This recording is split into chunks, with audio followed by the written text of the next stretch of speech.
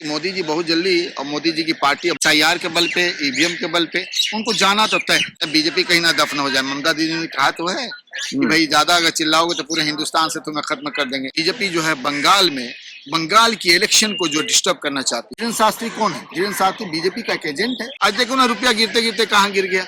आप गरीबी index, hunger index में देखो हमारी क्या पोजीशन है। आप पत्रकारिता में देखो हमारी पोजीशन क्या है, किस तरह है। आप देखो करप्शन में हमारा लेवल देखो क्या हालत है। आज देखो महिलाओं का जो उत्पीड़न में हमारे देखो देश की क्या हालत है। आज रोजगार में देखो हम कितना लेवल पर स्तर तक गिर चुके हैं। बाबरी मस्जिद बनाई थी, इसकी क्या जरूरत है? क्या इस देश में मस्जिद की कमी है? क्या इस देश में मंदिर की कमी है? क्या इस देश में और मंदिर और मस्जिद नहीं है कि क्या वहां तुम बनाओगे और बनाने के बाद एक हुड़दंग? ये बीजेपी का क्रिएट किया हुआ शगुफा है और बीजेपी चाहती है कि वहां पे हम उसी तरह से उत्तर प्रदेश जैसा माहौल खराब करें बाबरी के नाम पे और फिर हम इलेक्शन जीत जाए। लेकिन वहां की जनता जो आपस में काफी मैच्योर है और जो मैच्योर जनता है तो उसे आप चाहोगे हम बरगला के हम कोशिश कर लें तो ऐसा नहीं हो सकता। वहाँ हिंदू मुस्लिम एक है, वहां पे आपसी भाईचारा है, वहां पे आपसी संबंध है, वहां पे एकजुटता में लोग विश्वास रखते हैं। ये बीजेपी क्रिएट करना चाहती है कि हम किसी तरह जो है वहां पे हम सत्ता में आ जाए। लेकिन मुझे लगता है कि नहीं है कि बीजेपी जो है वहां पे सत्ता में आ रही है, चाहे इसके लिए वहां पे हजारों मस्जिद बना दे, उससे कोई फर्क नहीं। लेकिन मुसलमानों का कहना है कि ये ऐतिहासिक कार्य होने जा रहा है। जब 6 दिसंबर को बाबरी मस्जिद अयोध्या में ढाई गई थी, उसके बाद 6 दिसंबर को ही उसकी नींव रखी गई है। हम भी मुसलमान हैं और हम भी मुसलमान हैं और हम भी अच्छे मुसलमान हैं और एडवोकेट भी हैं।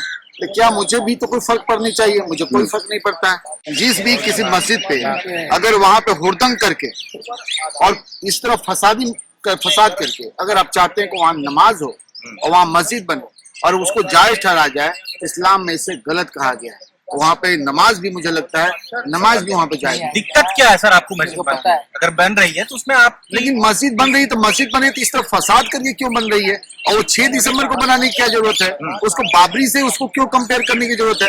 तुमको मस्जिद बनानी थी, चाहे जो चीज बनानी थी तुम बनाते, पब्लिक से पैसे लेके, क्योंकि ये जितनी भी चीजें बनती है ये पब्लिक के फंड से ही बनती है। तुम भी बनाते वहाँ पे कार्य करते, लेकिन तुम यहाँ पर बीजेपी का प्रचार करने के लिए पूरे हिंदू मुस्लिम समाज को तुम एकजुट करने की कोशिश कर रहे हो। आप देखो ना फेसबुक पर लोग कितने हुमायूं कबीर को क्या क्या सबका यूज किया जा रहा है। कोई भी हिंदुस्तान का कोई भी मुसलमान हो हिंदू हो जो सेकुलर छवि को रखता है कि इस तरह की कोई प्रोपेगेंडा करके, इस तरह के कोई बातें करके, दंगा फसाद करके कोई मंदिर या मस्जिद का नींव रखे और उस पर सोचे कि हम जो है इलेक्शन जीत जाए, जब कुछ हो जाए तो ये सफल हो जाए। सर ओवैसी साहब ने भी तो वही कहा कि हम भी बनाएंगे, हमारे सांसों में जब तक ये धरती रहेगी, जब तक ये आसमान रहेगा तब तक बाबर का नाम रहेगा। देखिए मेरा मानना है कि देखिए आप सबसे पहली बात कि आप सबको जो अबू फजल जो अकबरनामा जो है, अबू फजल ने अकबरनामा उन्होंने लिखा, उसका बाबरनामा है, उसका तुलसीदास का है, इब्न बतूता है जो यहाँ ट्रेवलर है।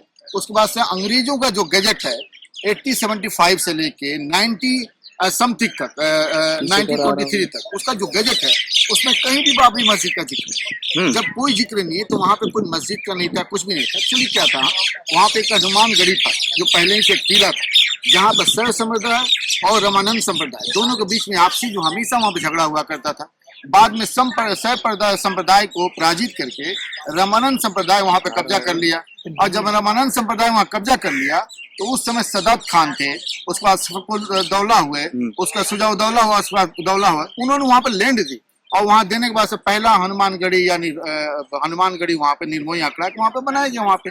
लेकिन बाद में एक ऐसी नौबत है, धीरे धीरे वहां पे अंग्रेजों का कुछ अपना लगा कि भाई यहाँ पे हम कुछ क्रिएट करें। हम शॉर्ट में बताते हैं क्रिएट करें तो उन्होंने क्रिएट करके एक राम चबूतरा वहां पे क्रिएट किया और फिर राम चबूतरा पे क्रिएट जब किया तो वहां पे जो है रघुबर दास थे, उस समय जो है हिंदू महासभा को अपने आप को बोलते थे कि हम इसके प्रेसिडेंट हैं, हम सब कुछ करने वाले।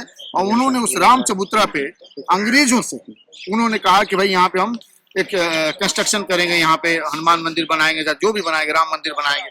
लेकिन अंग्रेजों ने उसको मना कर दिया। उसके लिए मुस्लिम पक्ष भी कई बार गए वहां पे कि भाई इसको एक्वायर किया, इसको हटाया जाए, नहीं हुआ। लेकिन फाइनली वहां पे 1949 में एक बड़ी साजिश के तहत वहां पे गुम्बद के अंदर में जो जाके जहाँ पे नमाज के लिए इमाम खड़ा होता है और खड़ा होकर जो खुतबा देता है वहाँ पे एक मूर्ति को रखी गई वहाँ पे, जो बहुत संयोजित था वहाँ पे। अब बाद में आप जानते हो बहुत सारे चीज, तो वहाँ पे मस्जिद कोई भी नहीं था, वहाँ मंदिर नहीं था, वहाँ पे कुछ भी नहीं था।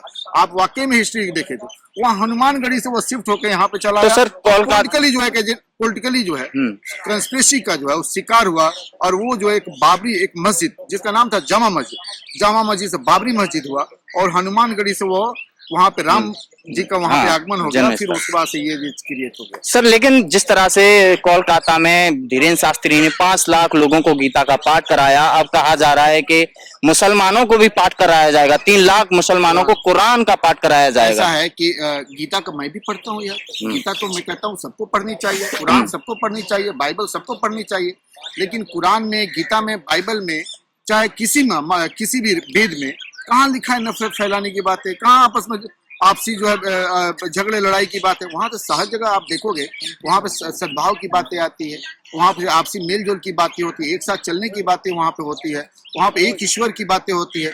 ये तो पॉलिटिकल पार्टी है, और जितने पॉलिटिकल जो लोग हैं, ये धीरेन्द्र शास्त्री कौन है? धीरेन्द्र शास्त्री बीजेपी का एक एजेंट है, और एजेंट के रूप में वहाँ काम कर रहा है। अगर आप कहते हो हम हिंदू राष्ट्र बनाएंगे, कोई दलित समाज से आए कहे कि हम दलित राष्ट्र बनाएंगे, बौद्ध राष्ट्र बनाएंगे, कोई मुसलमान आए कहे कि हम मुस्लिम राष्ट्र बनाएंगे, कोई सिख आए कहे हम सिख राष्ट्र बनाएंगे, भैया ये कब तक चलेगा? ये भारत है, हम भारतीय हैं, और हमें भारतीय बनकर रहना पड़ेगा।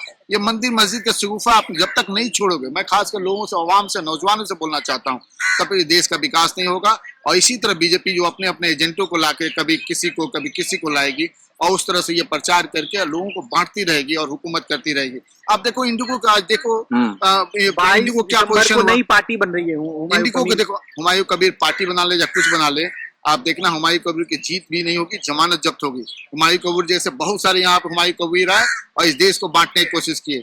यहाँ पर बीजेपी का जो सफूफा है, मैं उसे पसंद नहीं करता हूँ, पूरे देश के अवाम उसे पसंद नहीं करती है, और हुमायूं कबीर कभी भी इसमें सफल नहीं हो पाया, और बंगाली लोग कभी भी इसे सफल नहीं हो। लेकिन लोगों ने चंदा तो दिया, 1 करोड़ रुपया चंदा हुआ। ऐसा है कि जमा हो मस्जिद और मंदिर के नाम पे लोग का सेंटिमेंटल जुड़ाव होता है, भगवान का जुड़ाव। एक्चुअली हम जिसको देखते नहीं है, जिसको हम अदृश्य है जो, उसके बारे में हमेशा लोग डरते हैं, और जब डरते हैं तो लगता है कि भाई उसमें चंदा देना चाहिए, कुछ देना चाहिए, पुण्य करना चाहिए, क्योंकि हमको कहाँ जाना है? स्वर्ग जाना है।